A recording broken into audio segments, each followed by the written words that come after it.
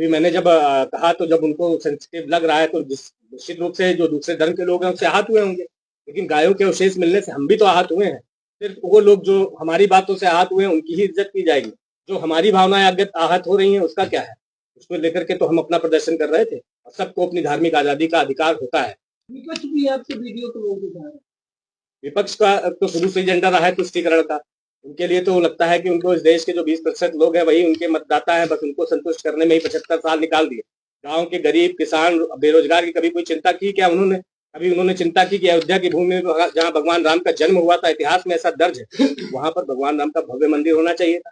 मथुरा में और काशी विश्वनाथ कॉरिडोर की आज स्थिति आप देख सकते हैं। मैंने उस दिन जो भी बातें कही थी उससे जिसकी भी भावनाओं को क्षति अगर पहुंची है तो निश्चित रूप से उन्हें ये आभास भी करना होगा कि गौमांस मिलने से हिंदुओं की भी आस्था को क्षति पहुंची है। निश्चित रूप से मेरा इतिहास क्या है ये आप सभी को पता है कि किस तरह से 1992 में जब बाबरी विध्वंस हुआ था उसके बाद किस तरह से ढूंढ ढूंढ करके फर्जी मुकदमे मेरे पिताजी पर लादे गए थे। ऐसे कई मुकदमों में जिनमें उनका कोई हस्तक्षेप नहीं था, सिर्फ इसलिए कि वो अपने समाज के की रक्षा करने के लिए आगे बढ़े थे, हिंदू समाज के लोगों के लिए आवाज उठाने के काम कर रहे थे।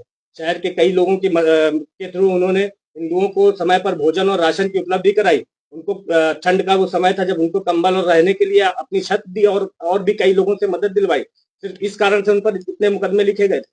इतने मुकदमे लिखने के बाद जब किसी को अपराधी आप बना दोगे तो उसका इतिहास तो खराब हो ही गया, और उस इतिहास के साथ जो कि मेरे पिताजी हैं तो फिर मेरा भी इतिहास खराब हो गया। और रही मेरे स्वयं की बात तो जाकर के जो जिन विधायक ने कहा है वो खुद के और मेरे मुकदमे चेक करा ले तो मुझे पूरा विश्वास है कि उनके मुकदमे मुझसे ज्यादा ही होंगे। निश्चित रूप से उस समय जो हम लोगों का गुस्सा था बिल्कुल जायज था, और उन्हें जिस तरह से दूसरे धर्म के लोगों को गुस्सा आता है उनकी धार्मिक भावनाएं आहत होने पर, हमें भी हमारी धार्मिक भावनाएं आहत होने पर गुस्सा आता है।